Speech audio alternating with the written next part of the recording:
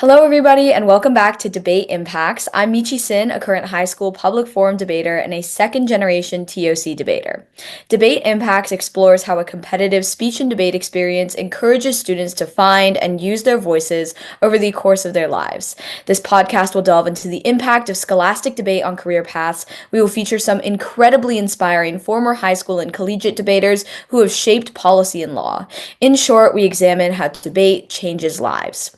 In this episode, we are here with Ouita Michel, the first female champion of college policy's most prestigious and challenging tournament, the NDT or National Debate Tournament.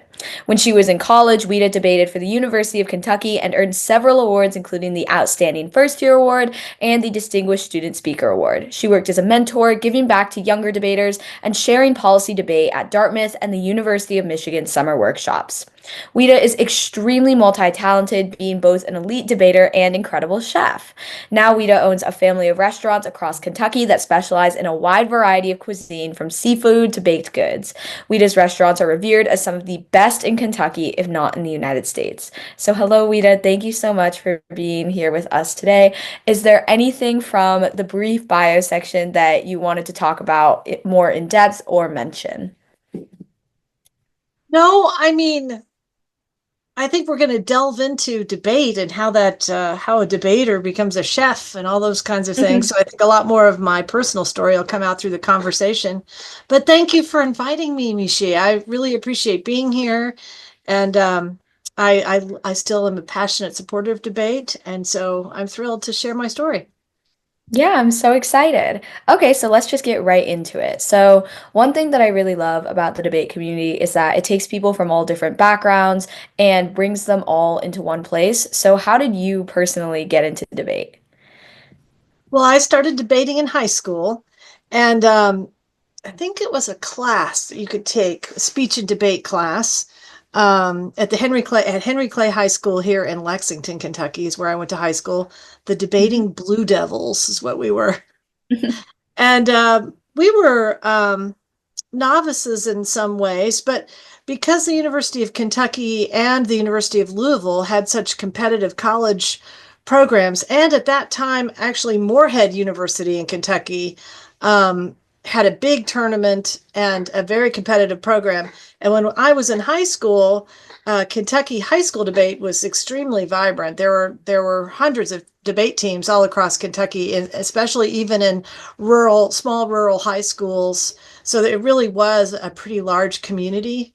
And that's how I got into it. We traveled almost every weekend, usually to a local Kentucky tournament, but sometimes into Ohio.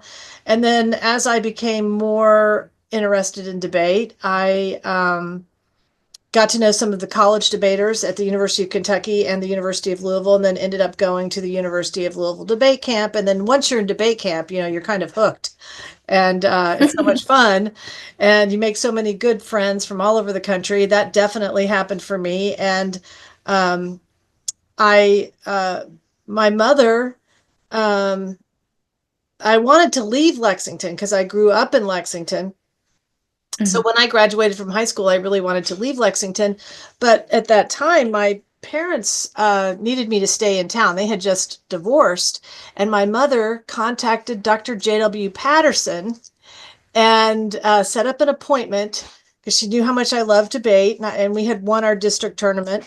And so Mhm. she set up an appointment. She marched me up there to his office at the top of the Patterson office tower. And the rest is history. I think I met him in my just after or just before high school graduation, and um, we became friends probably that very day. And I joined the debate team and loved every minute of it. That's really lovely that that kind of connection can enable you to continue debating, especially throughout college and stuff like that. So, you listed a lot of parts of debate that many people really love, like camp and the community and being able to travel every weekend. What would you say was your favorite part of debate, or maybe like the part of the activity that really kept you there, even when it was difficult?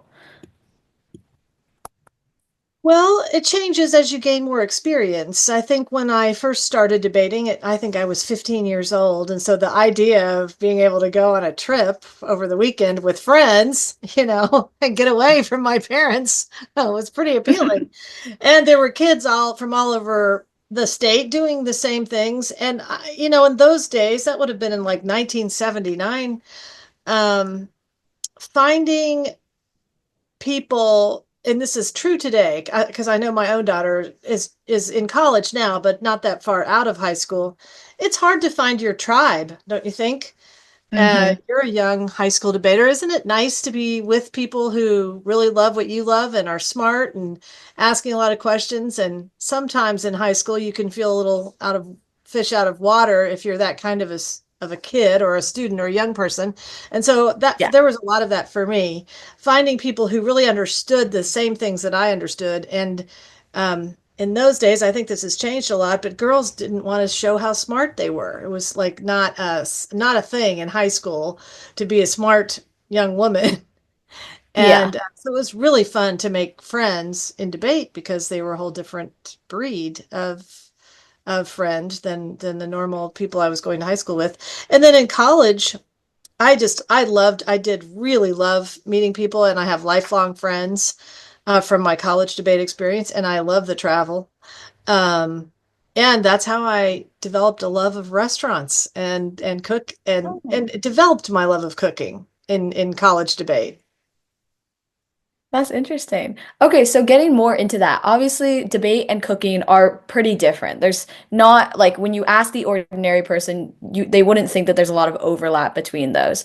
So when Yeah. you first developed your passion for cooking and for restaurants while you were in college and while you were still debating, how did you kind of balance or manage like your two big passions?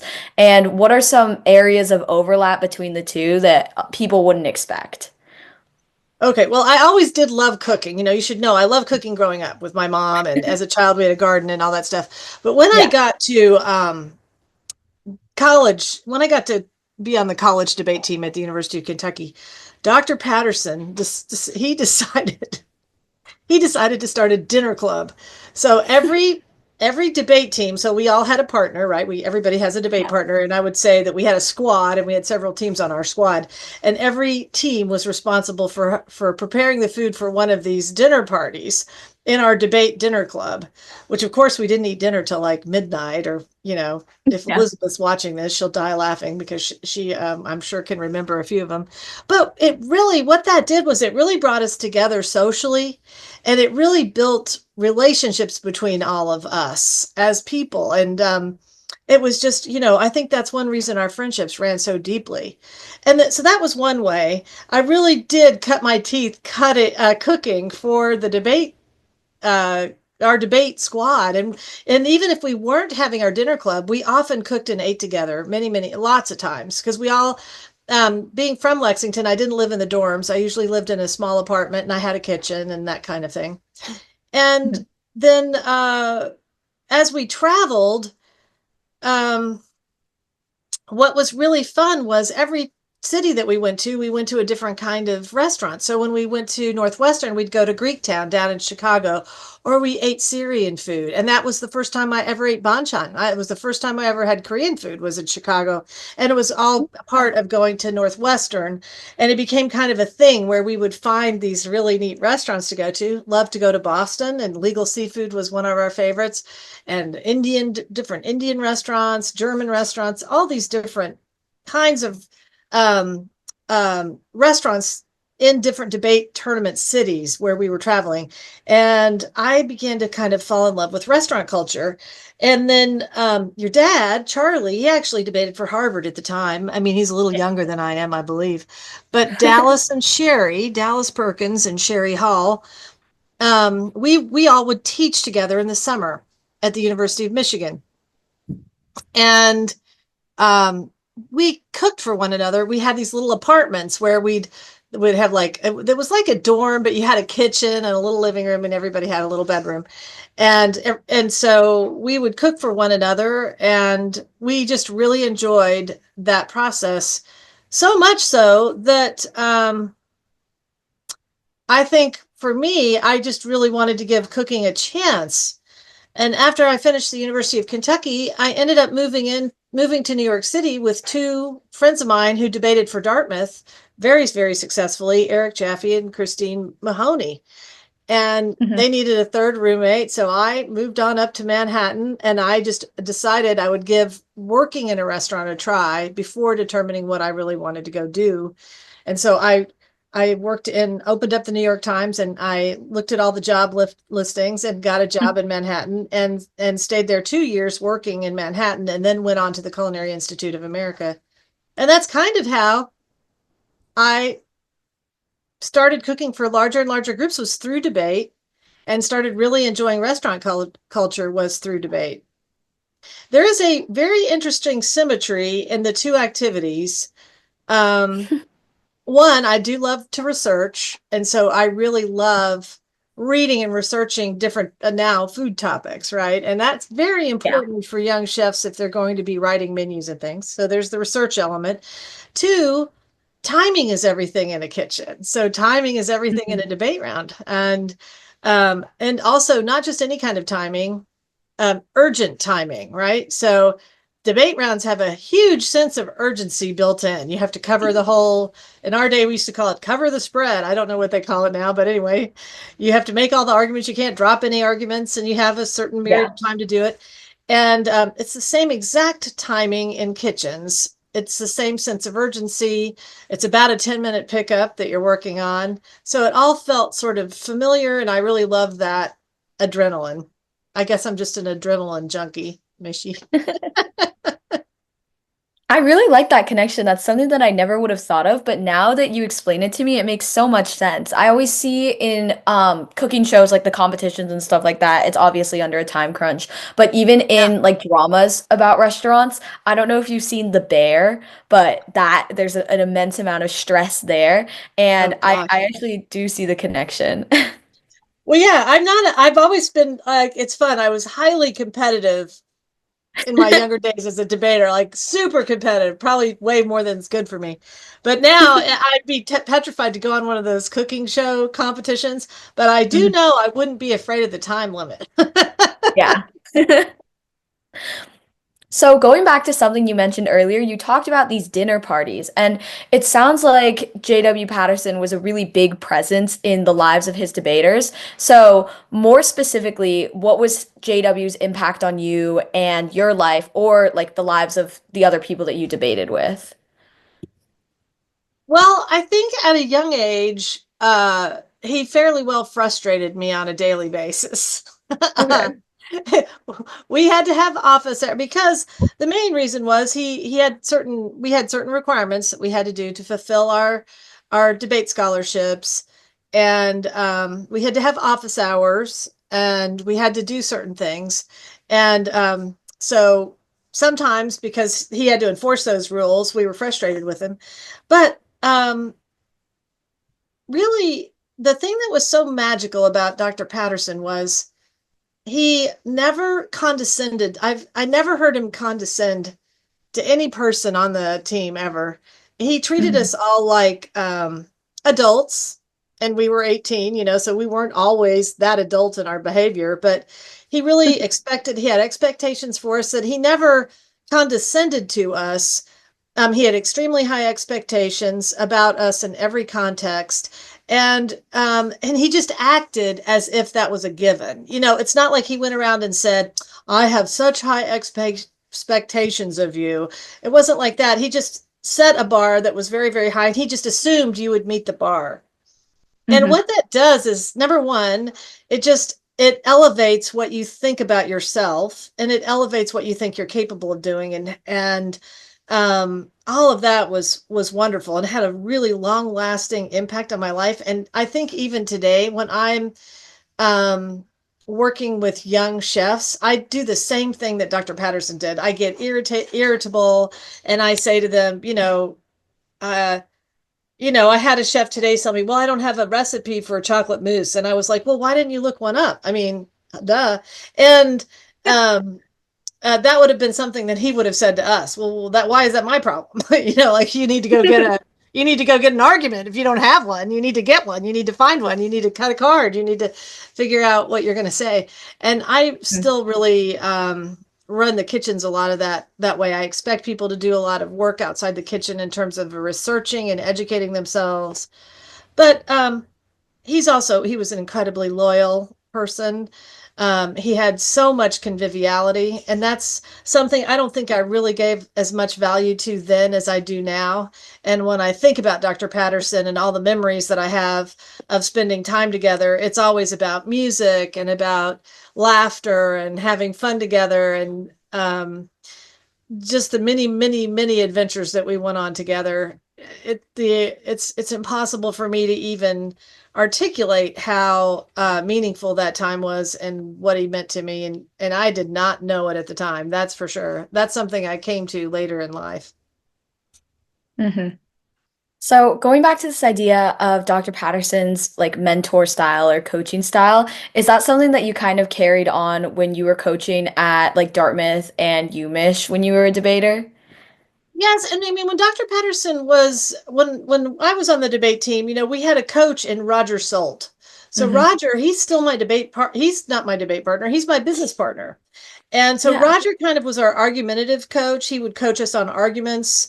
Um, and Dr. Patterson, it's kind of the difference between a basketball coach and the athletic director. So Dr. Patterson set our budget, raised all our funds, coordinated the program, and he would lecture to us. We would have like 3 or 4 lectures from him, especially at the beginning of the year when he had more time, when we had more time, usually on hypothesis testing or what the he was great on debate theory, and that was really where he was the most, I think, influential in terms of our debating style and our argumentative choices that we would make.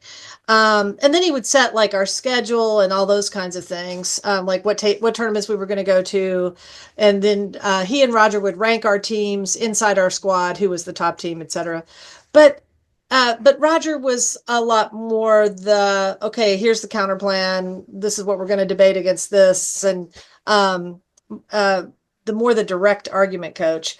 But I think Dr. Patterson's style and the way he ran the program is, I think about a lot now in running the restaurants because we have 200 employees, we have 9 locations, and um, delegating and kind of coordinating it all is a lot of what I do.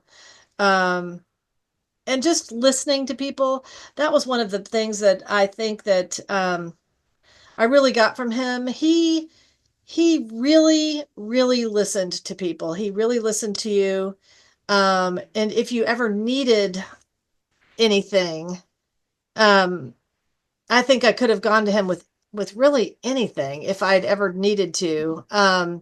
He was excellent at that. And the other thing that he was great at, which I do think about a lot, is as a student of his, if he felt like there was a program that you should be a part of that was outside of debate but scholastic in nature, he was going to push you to do that. There's a program at the University of Kentucky called the Gaines Fellowship, and it had just started Mhm. when I was a sophomore, and it was for juniors and seniors, but you had to apply when you were a sophomore. Well, he got it in his head that I should be a Gaines Fellow, and he nagged me for weeks straight until I got my whole application in, and he asked me like virtually daily about it, and he was great at that, like not letting you skate by, like holding you accountable for the things that he felt like you had a lot of potential in. And that's really important, Mhm. when you're in college, especially when you first start out. Does Yeah, that answer your definitely. question? He Oh was a yeah, for complicated guy. sure. Yeah, I really get that. So, including the positive impact from, Dr. Patterson directly coaching you and pushing you to do all these things, even if in the moment you maybe didn't want to, what are Right. other parts of your life that you would say are better or that can be attributed to speech and debate? Oh, well, I think it's so integral to who I am. I right now I have finished I have this dream of having a show about Kentucky's food culture. And I Yeah. have finished an 8 episode docu-series with a production company here in Kentucky.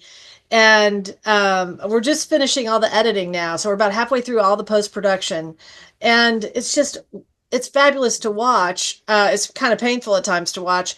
But I've been capable of doing that. I mean, um, it in terms of being a woman business owner, and I think when I went to the Culinary Institute of America, 20% of their students were women. And I didn't think about it. I've always been really comfortable speaking my mind and asking a lot of questions and being comfortable in the company of men, of highly competitive men. Hmm. And I think that is what I got. I think that I got that from debate. And I can remember Dr. Patterson telling me, don't you dare back down. And even if he didn't always agree, I used to cuss a lot in debate rounds. That's not a good habit to be in. And this one debate round, I'm cussing up a storm. This is a terrible story that I'm telling on myself. And Dr. Patterson found out about it, and he took me aside and he just said, I just don't think they can really hear your argument when you're saying that. Hmm. And I hadn't thought about it very much. And so things like that, I would say he polished, he was always polishing me up, and challenging me. And without him, and also supporting me. Like when we went to the national debate tournament, my senior year, my dream was to win that tournament, but really it didn't look good. Honestly, we were definitely the underdog, but we had done a Hmm. huge amount of research, and the topic was education reform.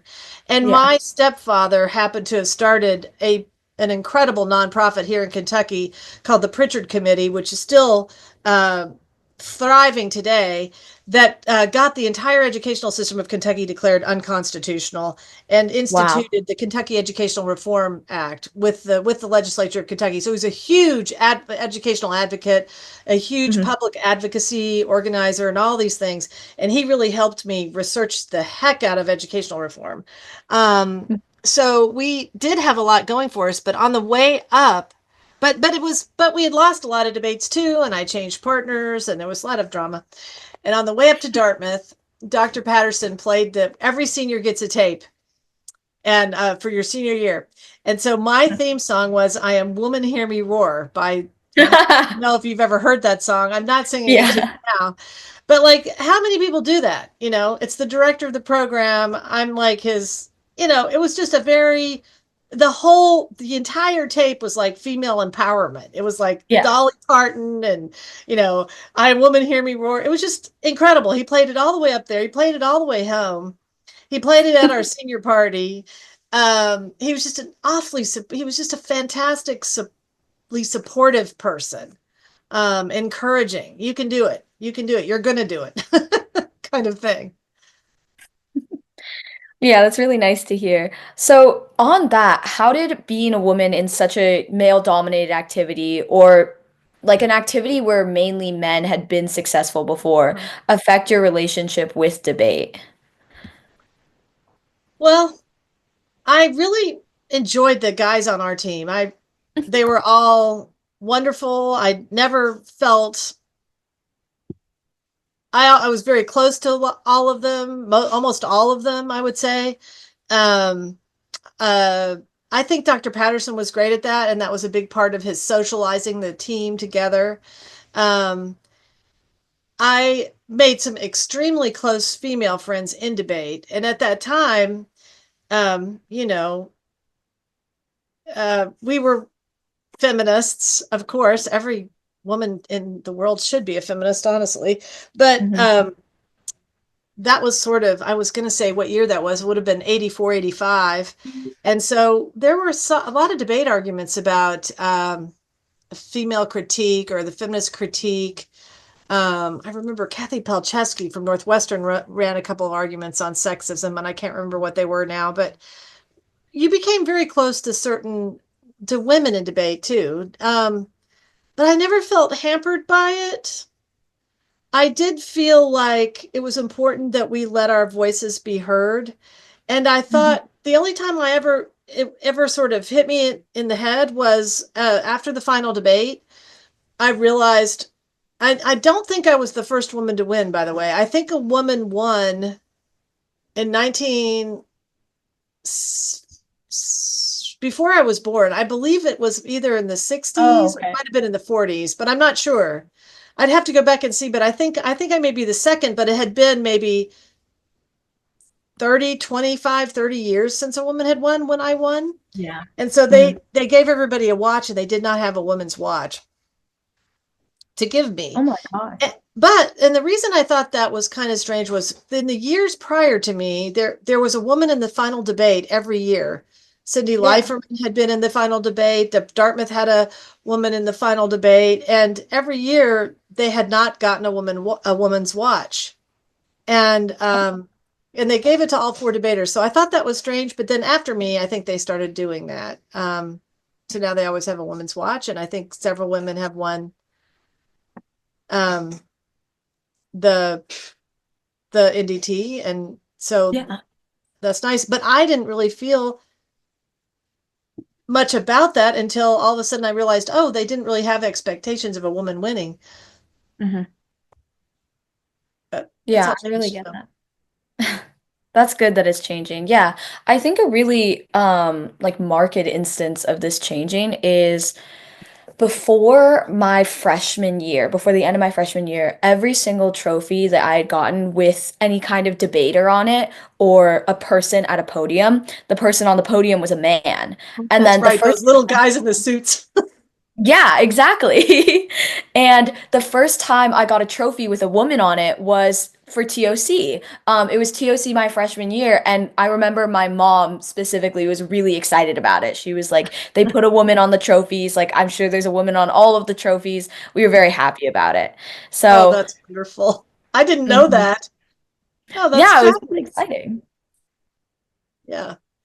Well, I think it's really important for women to participate in debate because, and more important now than ever before, because it's a big part of how I developed my self-worth. I mean, I started debating when Mhm. I was 15. I debated until I was 22, and then I taught camp, even taught after up till I was probably 24. Yeah. Um, and I just think a big part of that success that built confidence in me that I could go toe to toe with anybody. I could navigate. I say in the kitchen, I could handle my own rig with anybody, and I think that that's so important for young women to think about, and especially in today's society when there's so many social media messages about how you should be, what you should look like. Um, all that kind of thing, to be able to discern what's truthful, what's not, what's valuable, and what's not about the massive amounts of media coming at you as a young person is so important. And debate is really, really, really a great tool for figuring out how to do that. Um, so I applaud you. I'm sure you're a killer debater. Your dad was fantastic. Thank you. Yeah, I'm in a different event than he was in, but I really resonate with all the stuff that you say. Like, debate for me was one of the big ways that I discovered my voice and realized that, like, the things that I say really matter and that my opinions and views on the world, can make a difference. So it was really important to me too. And I have so many friends in this activity that say that debate is, one of the major ways that they built up their self-worth, one of the major ways they discovered their voice as well. So, overall, now that we've established that debate is incredibly important no matter what you want to do, what's one way that students or educators or just anybody in the activity could make the space more inclusive or welcoming for debaters and students of different backgrounds? Well, debaters like to silo. It's interesting. I've become friends with this young woman named Nicole Nave, and Nicole won the national debate tournament for Rutgers. And she and her husband, Devon, he is part of the University of Kentucky debate coaching staff. And so they've moved to Lexington. And she called me up and said, we're part of an elite club. And I said, what club's that? And she said, well, I won the national debate tournament too. And I thought, oh, this is fabulous. Um, and she has started a business of her own. And it's a candle making business, and it's really quite extraordinary. And I think before I know that as when I was debating, there were very few Black debaters. There were Mm-hmm. very few women debaters. And I don't think that that was an intentional thing, but I do think breaking those barriers down and allowing people to change the activity is actually, I know for a lot of people, they felt like, the race debate, it's a terrible debate. And I don't know what the common thinking on it is now, but I actually, after having some space from the activity myself, I think it's probably fantastic for young Black students to have the opportunity to engage in that kind of critical race theory and debating and telling their personal story and the challenge involved and the confidence that you develop from making that challenge. Now, I know it's probably a really hard debate to have, and I know it's probably not fun to debate against it or for it, and sometimes it might seem impossible. So I know there are a lot of mixed feelings about it, but on the whole, I think it's kind of a good thing for debate. Um, I don't know how to make the activity more inclusive. I do love the urban debate leagues Yeah. that have sprung up. I'd like to see a rural debate league as well, because I think, one of the problems for a state like Kentucky is that we have these rural pockets that all over the state that don't have that opportunity. And I'm going to be very frank here. I think they fall prey to a lot of misinformation Oh, in their own communities, and it behooves us as a society to have our young people involved in any kind of debate, um, researching, learning, talking, debating, civically debating one another. I just think it's fantastic. So those urban debate leagues are wonderful, and it would be neat to branch them out and include rural communities as well. Um, because it could really be increase dialogue and bring people together, build community, all those things that debate does. mm-hmm. Yeah, that's a really good idea. And I think doing that would also include like people of different perspectives and backgrounds in debate, which is obviously really important if we want to further any kind of discourse that's going on in the activity. Yeah, I mean, don't you feel, I'm interested in, do you feel like there have been times in your life when you felt really convinced of one perspective, and then through the opportunity of debate, someone's changed your mind? Yes, definitely. The example that I always point to is this was my very first topic doing public forum debate, which is the event that I'm in now. It was about Medicare for all. And before doing research on the topic, I came out like pretty staunchly pro Medicare for all. I was like, let's do it, like single payer healthcare system right now. And then after having more debates on the topic and debating both sides, I realized that, yeah, there are a lot of immediate downsides to that kind of system, like delays and stuff like that. And I think that if I hadn't been, I forced is a weird verb because I wasn't forced, but if I hadn't been required to debate both sides and really understand the issues on both sides of the topic, I never would have discovered that other perspective. Yeah, I completely agree. I feel like I had that same experience over and over and over again at your age. Yeah. And what it does is it really teaches you to take a look at the other side once you're Hmm. done with the debate. Once you move on and you're kind of done with the debate, you're going to be looking at the other side of those issues every single time. And I think that's so important, especially, I mean, it's an obvious thing to say about our political climate today. It's so Hmm. important we see both sides of and that we're able to tune out some of the noise and really look at the issues at hand as well is really important for how we come back together as a country. Oh yeah, I completely agree. A lot of people think that debate is an activity that's founded on arguing, but really, like you if you do the activity, you'll realize that it's based on listening. Yes. Oh, I love that line. That's absolutely true. That is something JW Patterson probably that he would say right now, and that I'm sure he did say to me a million times. It really is based on listening. That's very, very true. Hmm. Well, Ouita, thank you so much for being on the podcast today. Just as a final note for all of our listeners, everyone who's listening out there can continue JW Patterson's legacy of creating debate opportunities for students that open up new horizons, purpose, and intellectual passions by donating to the JW Patterson Foundation or supporting urban debate leagues and debate programs in your area. Thank you, everybody, so much for listening. And thank you, Ouita, again, so much for being on the podcast. I had a beautiful time. I loved our conversation. Me too, Mishi. It was really nice to meet you.